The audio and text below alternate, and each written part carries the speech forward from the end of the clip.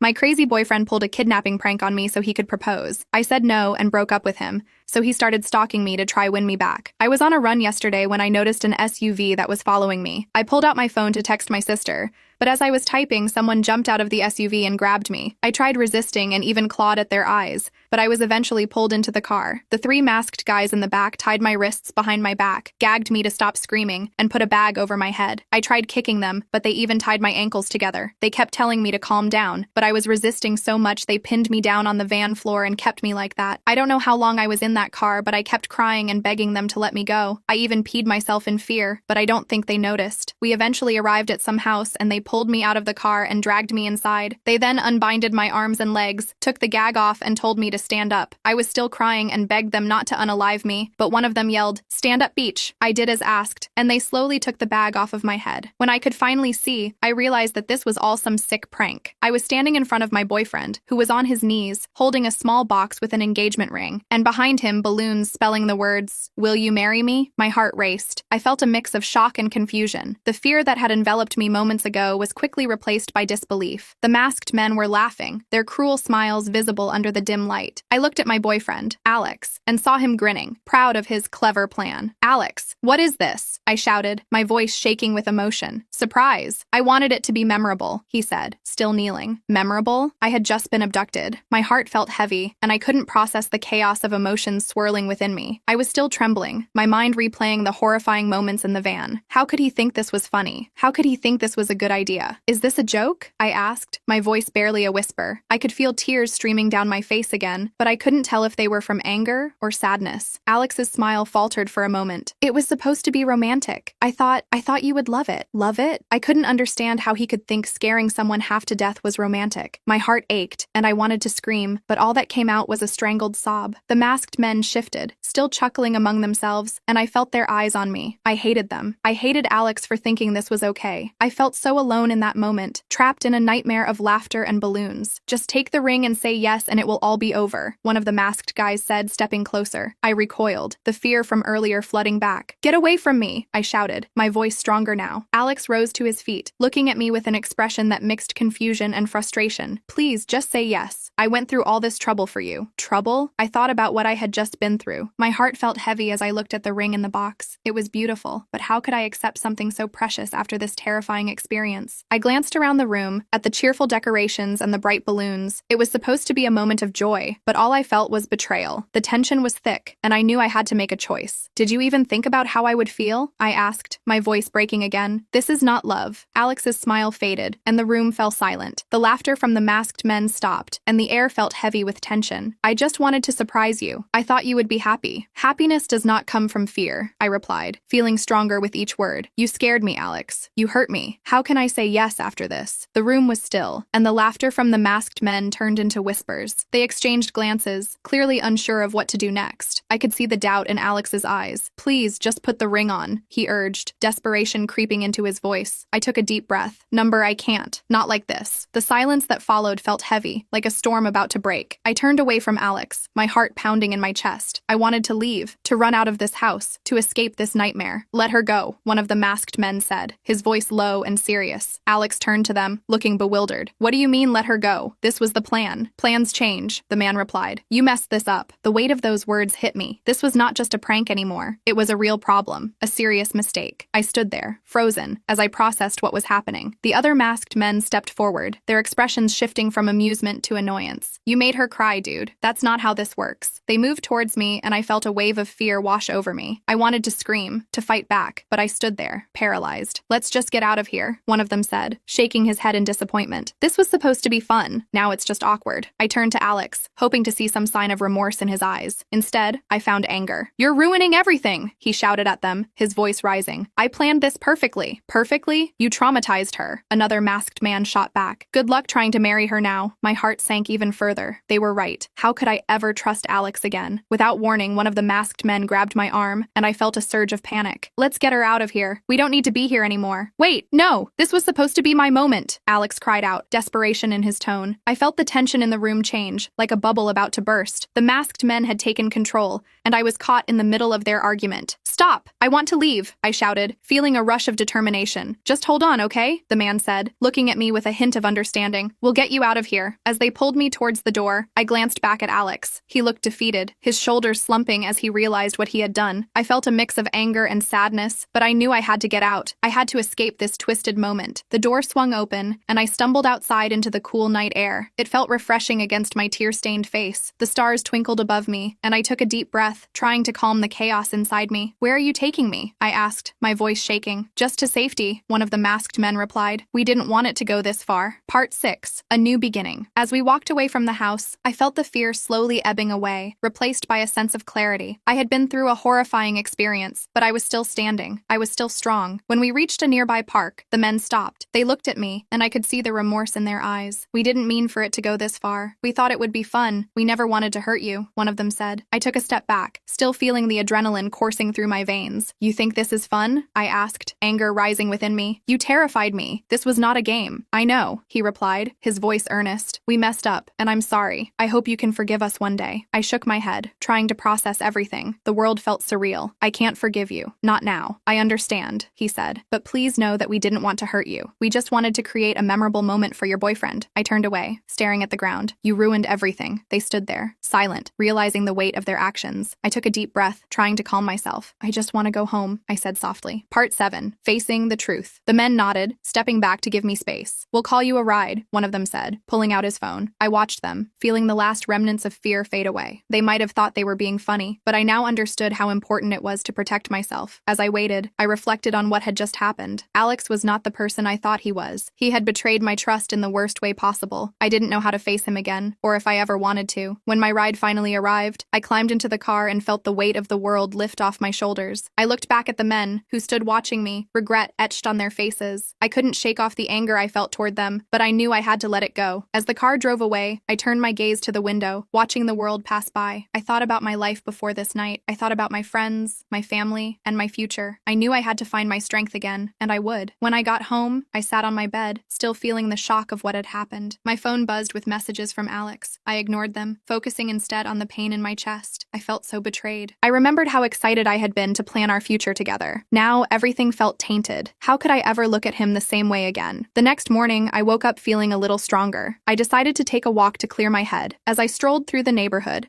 I thought about what I wanted for my future. I wanted a partner who would support me and respect me. I wanted someone who would stand by me during the good and bad times, someone who would never scare me or make me feel trapped. I returned home and took a deep breath. I had to confront Alex. I had to tell him how I felt, and I had to end things. Later that day, I finally gathered the courage to respond to Alex. I sent him a message asking to meet. When he arrived, I could see the worry in his eyes. I'm so glad to see you, he said, stepping closer. I held up my hand to stop him. No, Alex, we need to talk. His face fell, and I felt a wave of sadness. What's wrong? You didn't like the proposal? Proposal? I asked, incredulous. You scared me half to death. That was not a proposal. It was a nightmare. I didn't mean to hurt you, he pleaded, desperation in his voice. I just wanted to surprise you. Surprise me? By kidnapping me? How could you think that was okay? I felt anger bubbling inside me. You put me through hell. That is not love. His eyes widened in shock, and I could see he was beginning to understand the weight of his actions. I thought you would see the humor in it later. There is nothing funny about what happened, I replied, my voice steady. I can't be with someone who thinks this is okay. I can't marry someone who would do this to me. He opened his mouth to protest, but I held up my hand again. No, Alex, it's over. I need to put myself first. As I turned to leave, I felt a strange sense of relief wash over me. I had finally taken a stand for myself. I had chosen my own happiness over fear. The days that followed were hard, but I was determined to move forward. I spent time with my friends and family, surrounding myself with love and support. Alex took the breakup hard. He begged me to reconsider consider calling and texting at all hours. I felt my phone buzz constantly, but I never answered. Instead, I focused on myself and surrounded myself with supportive friends and family. Days turned into weeks, and as time passed, Alex's attempts to contact me became more desperate. He would show up at my favorite cafe, looking lost and forlorn. Sometimes I could see him waiting outside my apartment, his face a mixture of hope and despair. One afternoon, I was hanging out with my best friend, Lisa. We were at a local park, enjoying the sunshine and fresh air when I spotted Alex walking by. My stomach twisted in knots, and I quickly turned my head. "What's wrong?" Lisa asked, noticing my reaction. "It's just Alex," I replied, trying to sound casual, but my voice betrayed me. "Ugh,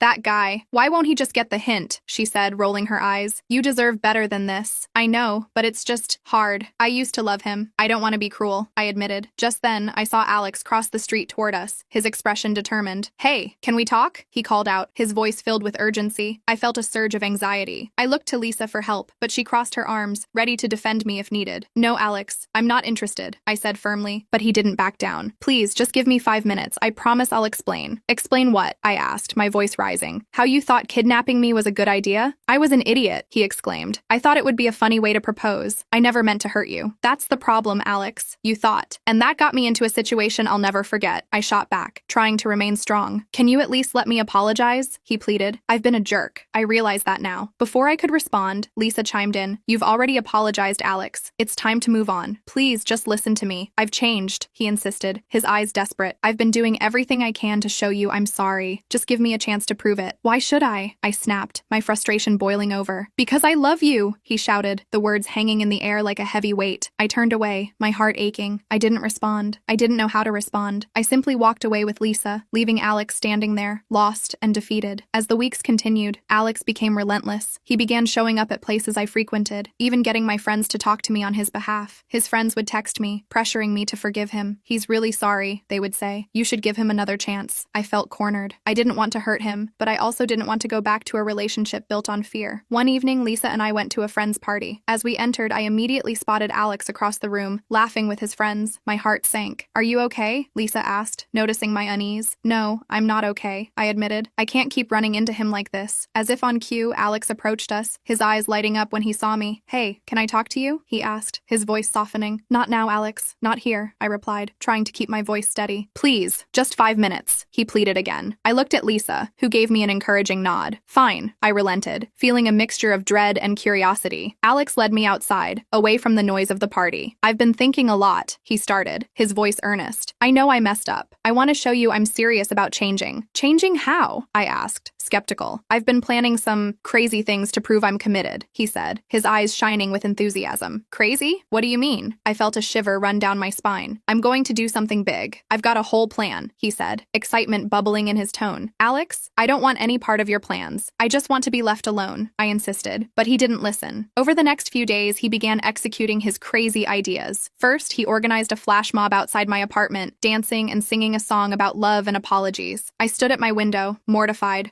watching my neighbors cheer him on while I felt my face burn with embarrassment. The next day, I received a bouquet of flowers at work, each one accompanied by a note detailing all the things he loved about me. My coworkers snickered, but I felt trapped in a whirlwind of emotions. The following weekend, he arranged a massive picnic in the park, complete with a blanket, candles, and enough food to feed an army. When I arrived, I saw a crowd gathered, all of them watching him make a fool of himself, trying to win me back. I felt a mixture of anger and pity. I appreciated the effort, but it only reminded me of the fear he had instilled in me. I didn't want to be part of his performance. My friends were split on the issue. Some thought Alex's attempts were charming, while others believed I should stand my ground. Lisa remained my biggest supporter, constantly reminding me of what had happened and why I needed to stay firm in my decision. "You don't owe him anything," she would say. "Just because he's trying to win you back doesn't mean you have to fall for it." But as time went on, I felt the pressure mounting. Alex's friends began to intervene as well. They reached out to me, urging me to consider giving him another chance. "He's really changed," one of them said. "He's just trying to make things right. Maybe you should just talk to him one more time," another suggested. Their words weighed on me, causing me to doubt my own feelings. Was I being too harsh? I decided to talk to my mom, hoping for her wisdom. When I shared my concerns, she listened patiently. "Honey, you have to trust your instincts," she advised. "If something feels wrong, it probably is. Don't let anyone pressure you into a decision you're not ready for." Her words resonated deeply within me. I had to trust myself. I took a deep breath, determined to stick to my decision. Part 17, the final straw. As summer approached, finished, Alex's antics only grew more outrageous. One day, he showed up at my workplace dressed as a clown,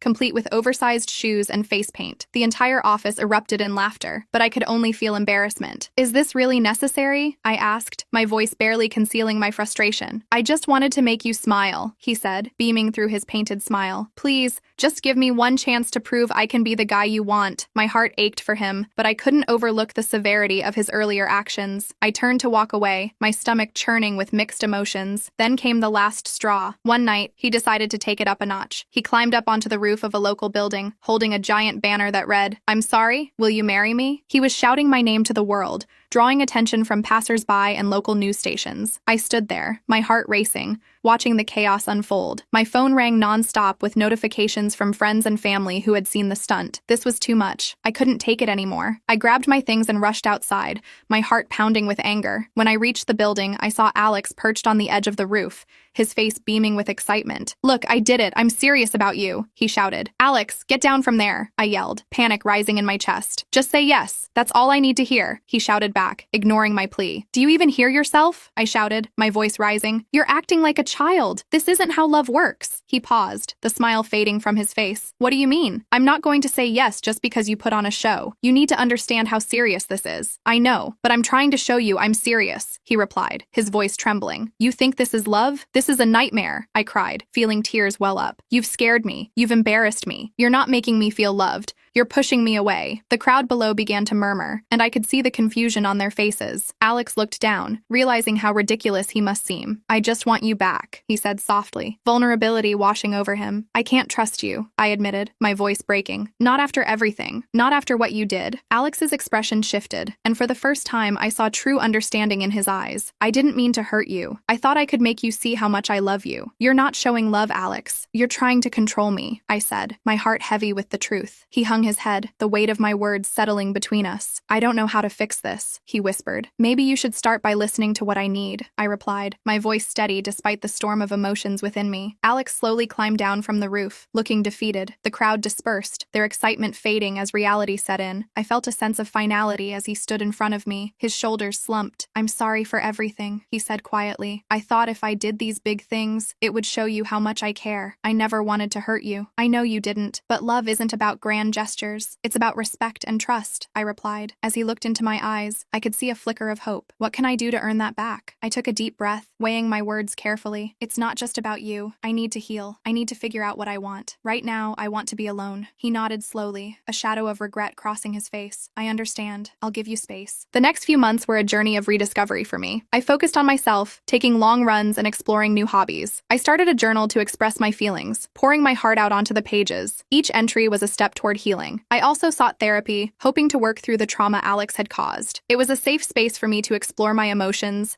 and I began to understand the importance of self-love and self-worth. One day, I stumbled upon an art class and decided to join. Painting became a new form of therapy for me. Each stroke of the brush allowed me to release pent-up emotions. I created beautiful pieces that reflected my journey, my fears, and my triumphs. One sunny afternoon, while attending a local art exhibition, I met someone new. His name was Noah, and he had a warm smile that lit up the room. We struck up a conversation about art, and I felt an instant connection. Noah was kind, thoughtful, and most importantly, he listened. He shared his own experiences, and I found comfort in our mutual understanding of life's challenges. As the weeks went by, we began to spend more time together. We explored galleries, attended events, and shared our thoughts on life and love. I felt a sense of safety with him that I hadn't felt in a long time. One evening, while out with Noah, I received a text from Alex. "Can we talk? I need to see you," it read. I felt a wave of anxiety wash over me. Noah noticed my unease and asked what was wrong. "It's just Alex," I replied, looking down at my phone. "He wants to talk." "Do you want to?" Noah asked, his tone calm and supportive. "I don't know," I admitted. "Part of me feels like I should confront him, but I don't want to go backward." "Only do it if you feel ready. You deserve to take your time," he reassured me. I decided to meet Alex, wanting to put closure to our tumultuous relationship. When we sat down at a quiet cafe, I could see the worry etched on his face. "I've been working on myself," he said, looking earnest. "I've realized that I need to focus on my own issues before I can even think about being with you." "I'm glad to hear that," I replied cautiously. "I've been talking to a therapist too." I want to learn how to be better, he continued. I understand if you never want to see me again, but I just wanted to say I'm truly sorry. His sincerity hit me, and for a moment, I felt a flicker of compassion. Thank you for apologizing. It means a lot, I said softly. But I also understand that I can't control how you feel. I just hope you find happiness, even if it's without me, he added, his voice thick with emotion. I took a deep breath, feeling a sense of relief wash over me. I appreciate that, Alex. I want you to find happiness too. I just think we need to move on. He nodded, a bittersweet smile forming on his lips. Yeah, I guess we do. After my conversation with Alex, I felt lighter. I realized that I could forgive him without reopening old wounds. I was ready to embrace my new life, free from the shadows of the past. Noah and I grew closer, and our relationship blossomed. He made me feel cherished and respected. I felt safe to be myself around him, and I knew this was a different kind of love. As summer turned to fall, I reflected on how far I had come. I was no longer defined by fear. I was a survivor, a fighter. Each day was a new opportunity, and I was excited for the future.